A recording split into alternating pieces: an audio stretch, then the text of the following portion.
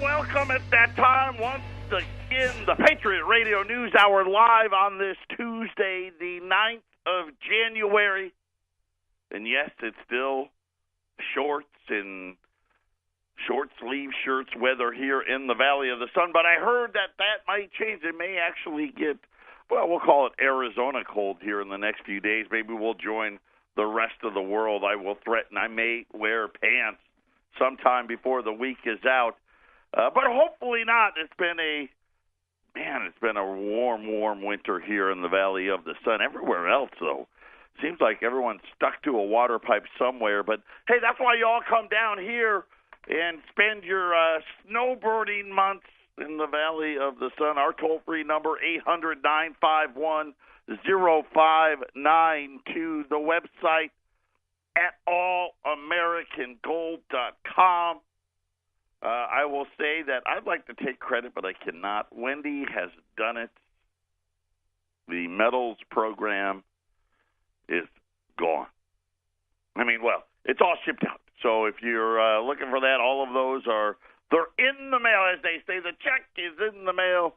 Your metals plan shipment is in the mail. If you want to sign up for that, it's always good to start at the beginning of a quarter, but you can sign up at any time. If you want more details about just what that metals program is, you can go out to our website, and along the top there, it's one of the menu options there, and you click on that, and you can read all about it. But it's a great way to pick up products. I have a bunch of stuff left over, so we're gonna empty out the vault today as well. So stay tuned for that. Did you see the national championship game last night? What a game! Georgia and Alabama. And I'll be honest, I have not watched much football, and maybe I'm just like everybody else. ESPN and all the ratings are down. I just haven't been. I think the whole anthem protest in the NFL started this trickle-down effect for me, but I was watching last night. I didn't watch the whole thing, but I watched quite a bit of it, and Alabama pulls it out at the end in overtime. They put a kid in, a freshman at quarterback at the start of the half. The kid really hadn't played all year long, and he leads them to victory, and my heart goes out for Georgia. They played a great game. It was, well, a lot of those guys we're going to see on Sunday, I bet, but I thought Georgia had it. Georgia kicks a field goal in overtime, and at Alabama on their first play, this freshman quarterback gets sacked and way back. I mean, and out of field goal range, and all the announcers were like, he made the freshman mistake, and then the very next play, 41-yard touchdown, game over. Alabama wins, and I always say this, even when because I don't follow Georgia, I don't follow Alabama, but you always want, if you're not one of the backers of the two teams playing, you want a good game. You got that last night, so that's what I did last night. I watched the national championship game. My wife watched it. My kids, it's weird. So my younger son has basketball practice during the game. And my older son was like, I'm going out to my buddies to watch the game. And so my wife and I, which I will say almost never happens, we actually sat down together briefly. Well, it didn't last, but maybe the first quarter or so, and then she got bored. But we sat down, watched the part of the national championship game, and then we watched the overtime. And then when my kids got home, we talked all about it. So anyway, yeah, that's what I did, and congratulations, I guess, to Nick Saban. I guess that's the sixth title for Alabama. I think that ties Bear Bryant, the legendary coach there at Alabama. Enough about sports. A lot of stuff to talk about. We've had our very first profit-taking session in gold in weeks. It's not big, but it's something. Gold's down $7, so there is a pullback opportunity. And again, I don't think it's going to be a big pullback here, but down 7 the first time in about 3 weeks that we've had gold. I mean, gold was down $1 yesterday, so I don't really count that. but down $7 in change today. We had very little economic data out. Most of the pullback, the dollar rose a little bit, about 20 or 30 basis points this morning. Not because anything we did great. The Chinese were readjusting their peg and how they do stuff, and that gave the dollar a small lift, at least a brief lift. But I expect that not to last very long.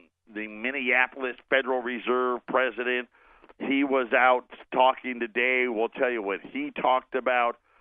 Median family net worth, that was out. Very interesting numbers out of that, as well as how is the country as a whole doing. And I think it's very reflective of what we've seen as we watch these recessions unfold, as we really get into the last, what do you want to call it, 50 years or so. You know, we went off the gold standard in 1971, and we've kind of been in this pattern now since the 80s, and we'll talk about that today. India announced its gold imports. They surged in India. Gold imports were up 67% on skyrocketing retail demand. Caught everybody off guard, but the numbers are in for 2017. 855 metric tons is the Indian gold import number. It is the world's second largest consumer of gold. So, you know, you think about, they imported 855 metric tons. They mine about 2,000 metric tons. You get the picture. Patriot Radio News Hour. We'll be back after the break. 800-951-0592. That is our toll-free number. We're going to empty out the vault. Wendy and I put together all of the numbers. We have a smorgasbord of items. So whatever if you're looking for gold, we got it. If you're looking for silver, we got it. If you're looking for some fractional, we got that as well. We really don't have a whole lot because I did not the metals plan yesterday. It's not volume, but it let's just clean it out. Yes, we like to clean out. And then I'm going to make it all worth your while. So we have 6 MS-62 libs. Okay, 6 MS-62 libs. And 5 MS-62 St. Gordons. So there's 6 and 5. That's it. That's all we have. That's 6 and 5. Yeah. But I'm going to tell you what I'm going to do. What? $13.75 because I want them gone. Yeah, so that's $20 below. The libs are $20 below the ungraded. Right. The Saints, it's even more than that, right? Right, and you're doing them at the same price. Less than, yeah. They're both the lib or Saint, either one. We've got 6 MS-62 Liberties, 5 MS-62 Saints. That's it, right. Both, either or, right, at $13.75. Yes. Which makes they're those gone, they're gone. right, but that makes them the cheapest than anything we've got as far as $20 gold pieces go. Yes. Then we have 28 rolls of Silver Eagles. It's back dates. And well, let me tell you about it. It's not just back dates. No. I didn't look at it. The vast majority of them are going to be the 1990 variety back dates. Yes. So there's a difference there because you think, that now you're talking about and I know like from like 93, 94, 95, 96, they all carry premiums now because of, you think about all of the years where we were doing 30, 40, 50 million ounces in the 90s. They were doing 6, 7, 8 million ounces of Silver Eagles. So there's not nearly as many of them out there. But we do have 28 rolls. Yes. $3.95. So this would be like metals paint plan type pricing, $3.95, which is $19.75. So that's about $2.75 over spot on very rolls. good price. It's cheaper than like buying it by the case. Right. So we got 28 rolls of that, and then the last thing we've got 41. Well, very specific, Wendy. 41 1/10 ounce still left. Again, those are 142 on the 1/10 ounce American Gold Eagle at 800-951-0592. We're going to clean out the vault. Listen, take the time to put things away. One of the things I was thinking about is, I think about when things get hard and people start, they start praying to God for, God, help me get out of this and that and the other. And these are, they don't go to church. They're not, God-fearing people, but yet that's what they'll do because they're not prepared. Take the time to be prepared and put some products away, and you can be a lot more self-sufficient when the bad times come. 800-951-0592. And again, very interesting. Nobody wants to, and this is a great time for these central bankers to come out and say what they really mean, because no one's paying attention, right? Everyone's still got the holiday highs, and nobody's really out in not a lot of economic data out. We got the tax cuts, and everybody's feeling good. The retail holiday wasn't horrible, and very interesting what's really happening. We saw yesterday already now, hey, we're going to go to 4%. They're not going to do it yet, but they know this is the next step in the process. We're going to bring our interest rates back down to zero. We're going to get quantitative easing again. We're probably going to change the target rate. And then Neil Kashkari, he is the Minneapolis Federal Reserve president. And for those of you that don't know Neil, he was the guy that was in charge of TARP. And so I would like to think that experience had given him far more insight into the banking system than anybody else. One of my big complaints about the Federal Reserve is none of them have any real-world experience. Right? These are all academic people, right? I went to Harvard or Yale. I studied economics, and as soon as I got my doctorate, I became a professor, and then I started teaching, and now I got this government job. But they really never did anything. Kashkari is one of the very few that has. If he got his way, the nation's biggest banks would need to keep a lot more cash on hand. Now, remember, we talked about too big to fail, and I know no one wants to talk about it, or we want to pretend like it didn't happen. It happened. Neil Kashkari today said, listen, it's going to happen again. Then the reason it's going to happen again is because we allowed these too big to fail banks to stay in business. And if we're going to allow them to stay in business, then let's be realistic about how much they need to hold back. And what he's talking about is the loan to deposit ratio. We want these mega banks to hold more of their own assets in the loans that they're making. Pretty simple.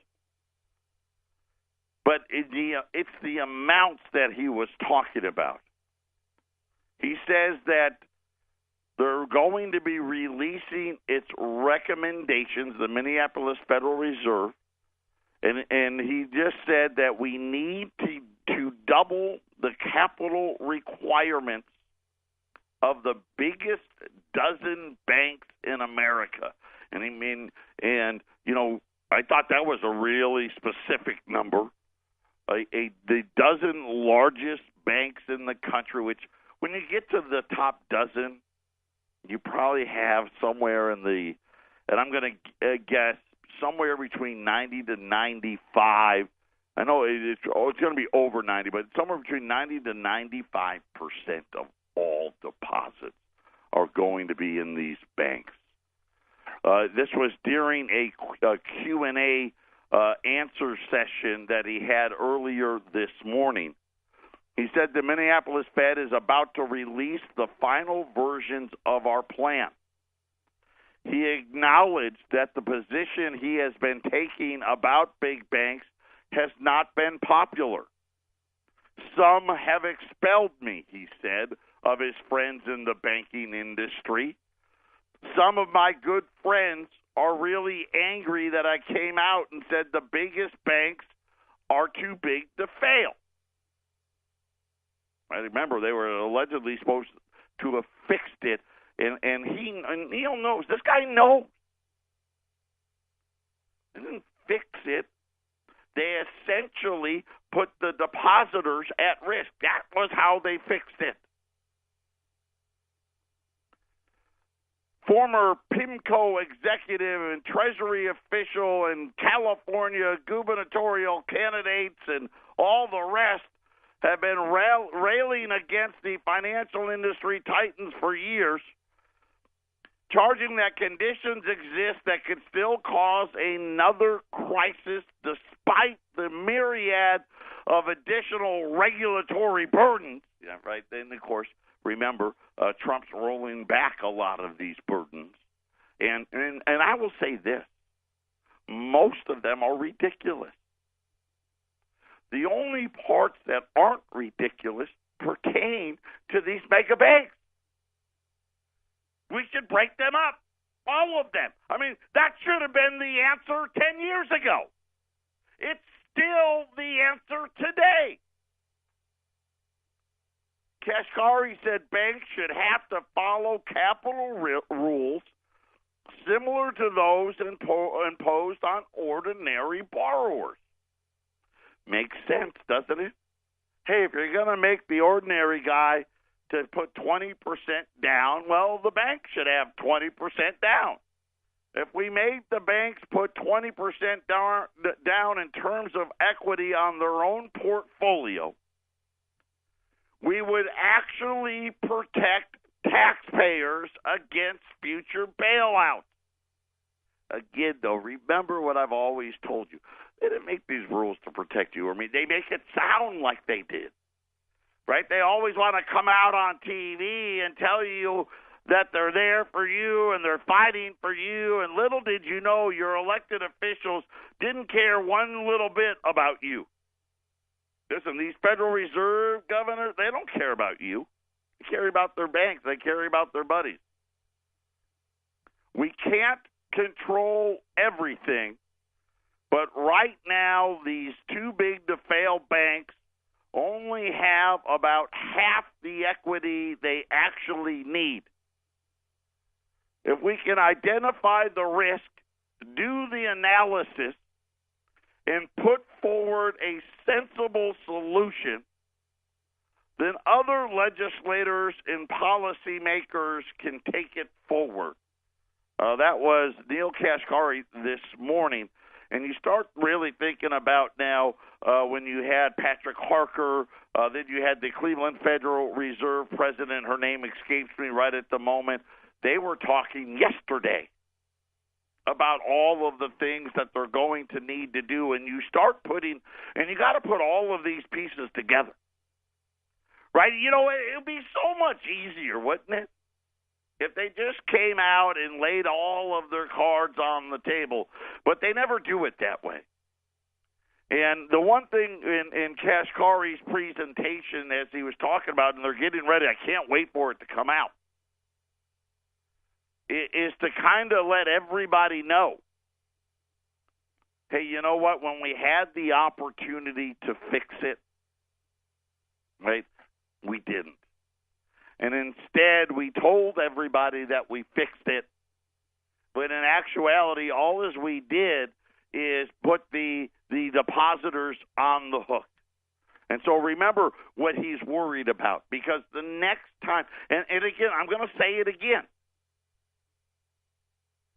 the FDIC insurance it's a Ponzi scheme. It's not even a Ponzi, it's just a scam. It's not actually, it can't be done.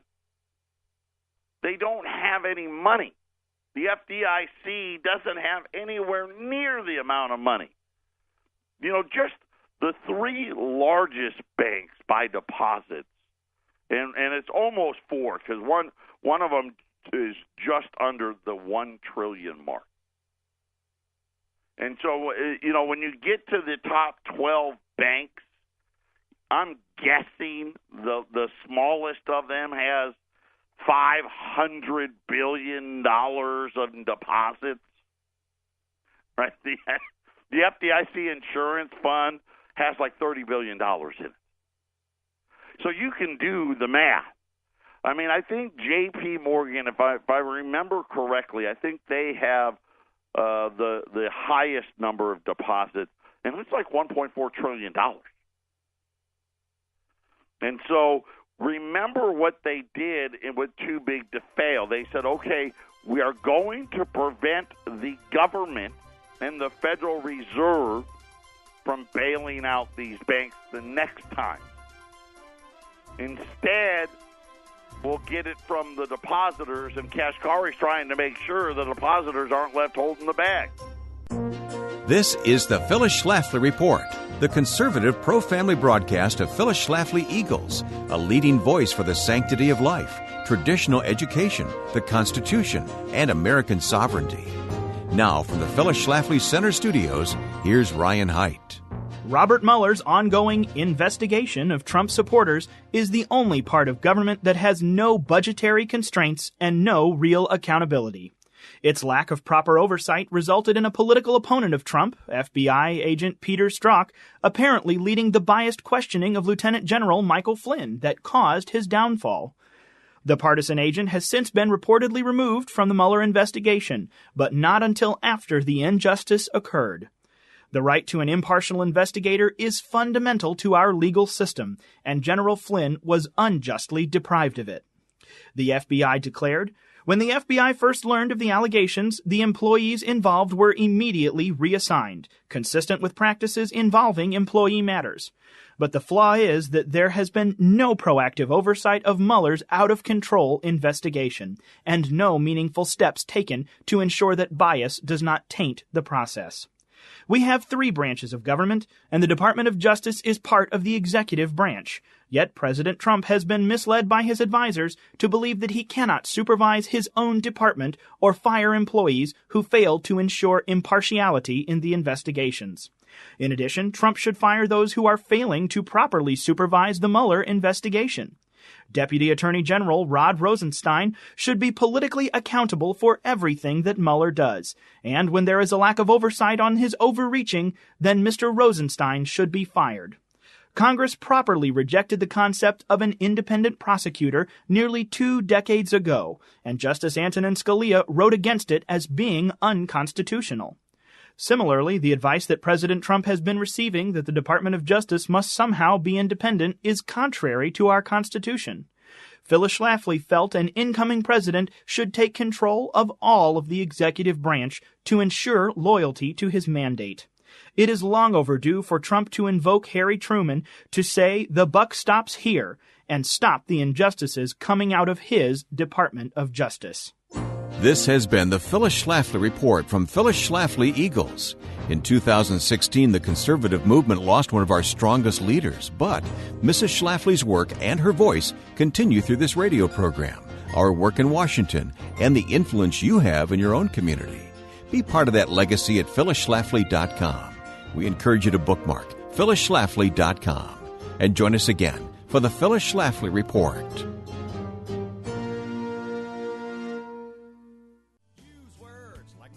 Welcome back, 800-951-0592. We are clearing out the vault, the first pullback in gold since the middle of December. Gold's down $7.50, $1,313 right now. We have just a little bit of everything. We've got some MS-62 Liberties and St. Gaudens. Those are the mint state coins. These were coins that never made it into circulation. Either somebody got a new one from the bank and put it in the sock drawer, or they never left the treasury bag, so they're encapsulated to come in the hard plastic case and all of that other great stuff. But you don't have to pay the premiums that you do everywhere else. What are left on the MS-62 Liberties or Saints, you pick it, $13.75, which makes them less than raw 20, less than the ungraded ones that we normally sell. We have rolls of Silver Eagles. They're here. They're in stock. The vast majority of them from the 90s. There's a bunch of them that I saw back there, 1993s that I saw. Those are 20 years old already. They're $3.95, right? So you're talking about silver's down 13 cents at $17.01. 1975 on these, so what, $2.74 over spot. Just amazing opportunity. And then the 10th ounce, whatever's left on the 1/10th ounce, that's the fractional gold coin at $142. I mean, you know, going 3 weeks without a pullback, a great opportunity to get in. These are all here. They're all live at 800-951-0592. You know what's funny is we used to say it a lot about how China was building, I forget what the number we're using, 3 or 4 Manhattans every year. In 2017, there was 144 new buildings that were 660 feet or taller, which, you know, is about 60 stories, you know, give or take. I mean, 10 feet a story, 66 stories, and maybe there's, you know, 10 and a half feet, whatever. Let's call it 60 stories or taller. 144 buildings in the world, including what they call super tall buildings. There was 15 of those, which were at least 980 feet high. So, you know, looking at 90-story type buildings. According to, I didn't even know, there's a council for everything. The Council on Tall Buildings and Urban Habitat. Okay, you learn something new every day. As they broke down where all the tall buildings came from.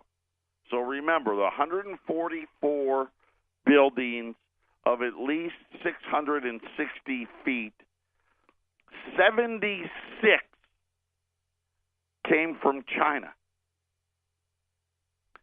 We had 10 in the United States. By the way, you know what's funny is Seoul, South Korea had 7, by the way. Canada had 5. You get the drift.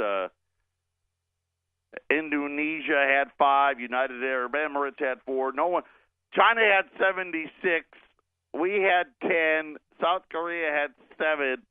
That was the top 3. And I only point that out. By the way, North Korea, 4. In case you were keeping score at home. And I only bring that up because it's really important to understand all of these things. You know, when it's really hard because I get it, right? They're talking about, you know what, let the good times roll, and the Dow's at 25,000, and all of these great things are going to happen, and everybody would listen. We always fall into the trap. And it's good to get a little slap of reality about who's really, you know, wagging the tail here. The Chinese built 76 skyscrapers. Right? We built 10.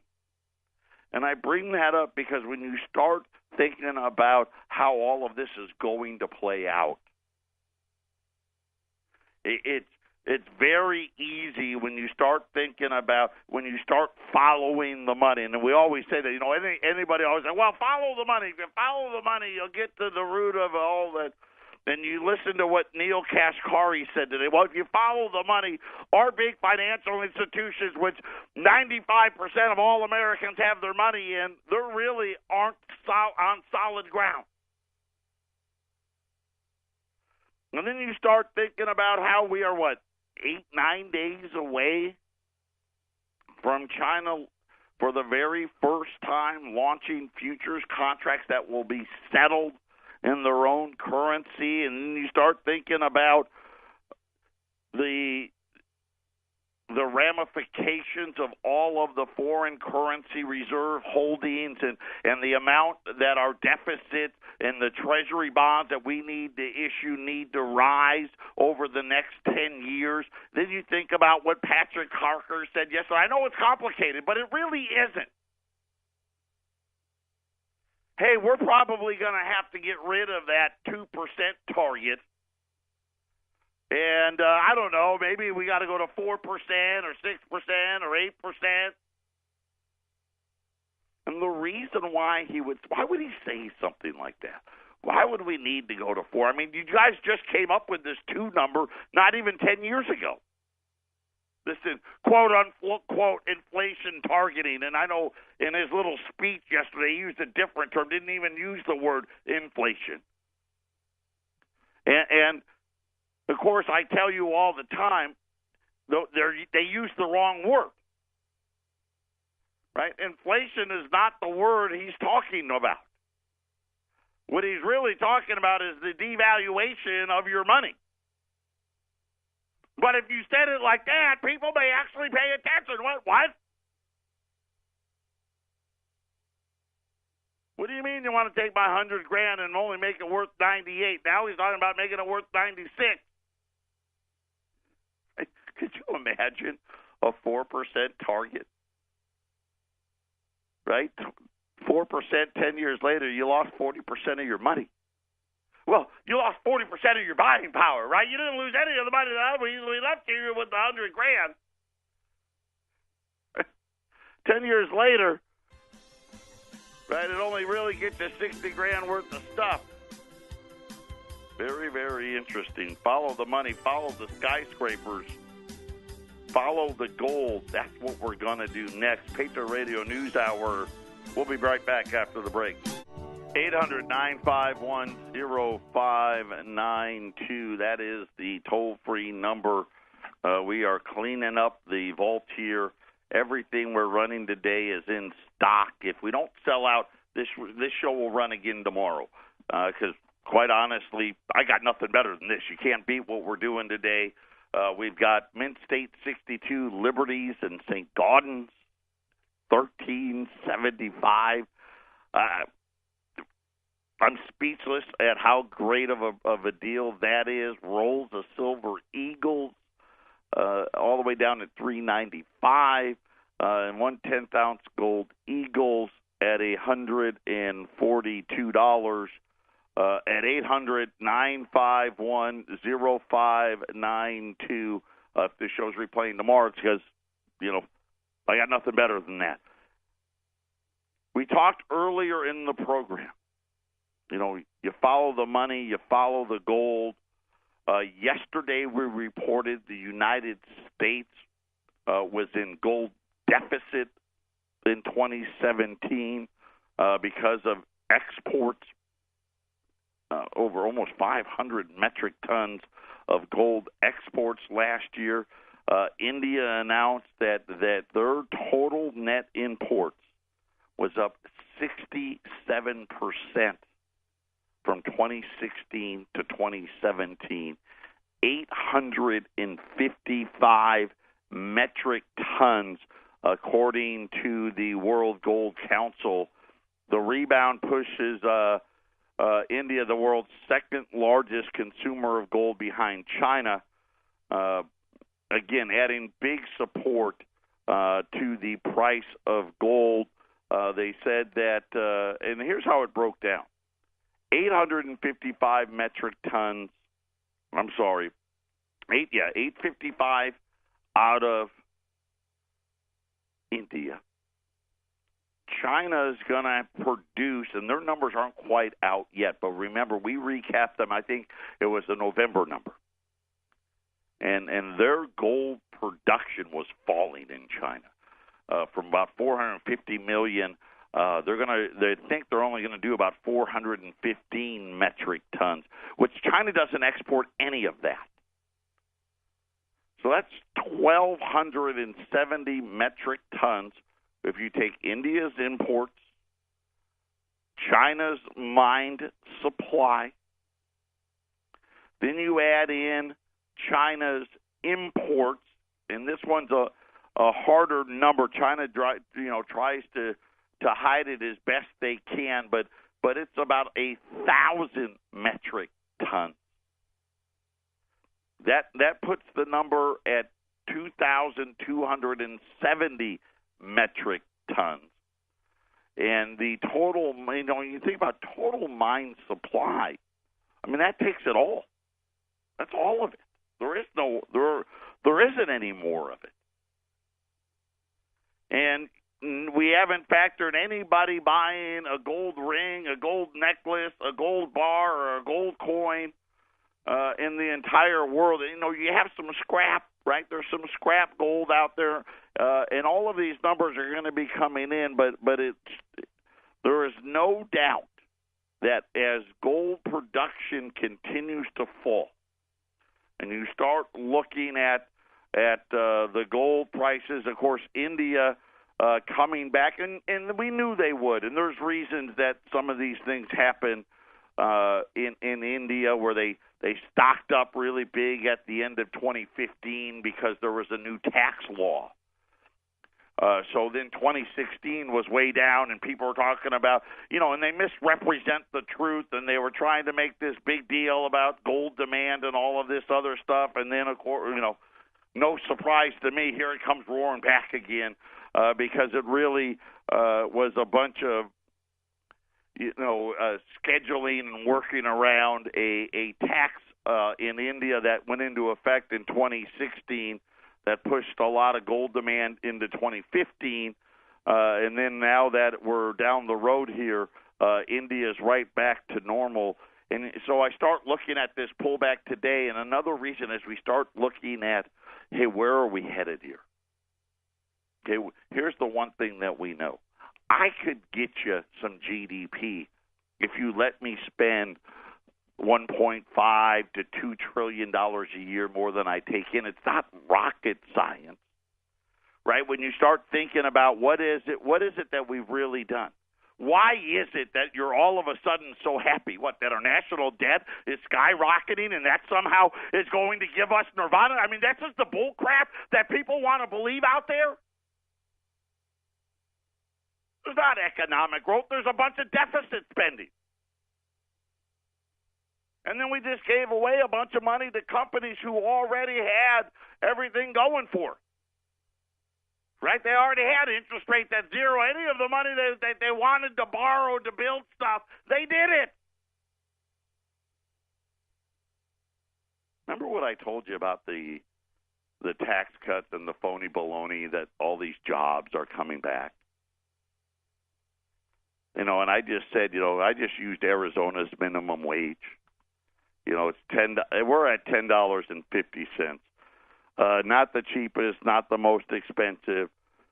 Just probably, my guess is we're probably right in the middle of the pack. But then I said, Mexico pays $2. Right? If you had a plant with 1,000 people in it, I don't care what kind of tax cut you gave, you're not going to move the job back because you're just saving too much money. And I'm just talking about straight wages. I didn't even bring up insurance. I didn't bring up taxes. I didn't bring up any of that stuff because I figured all that stuff, all that other ancillary stuff, that pays for all the shipping of the stuff. That's kind of my logic in it. So you're still saving, in Arizona by 2020, it's going to be $12 an hour here. Still saving $10 an hour per person. By the way, data came out from Mexico. The new all-time record high amount of vehicles came from Mexico into the U.S. in 2017. We'll talk about that next.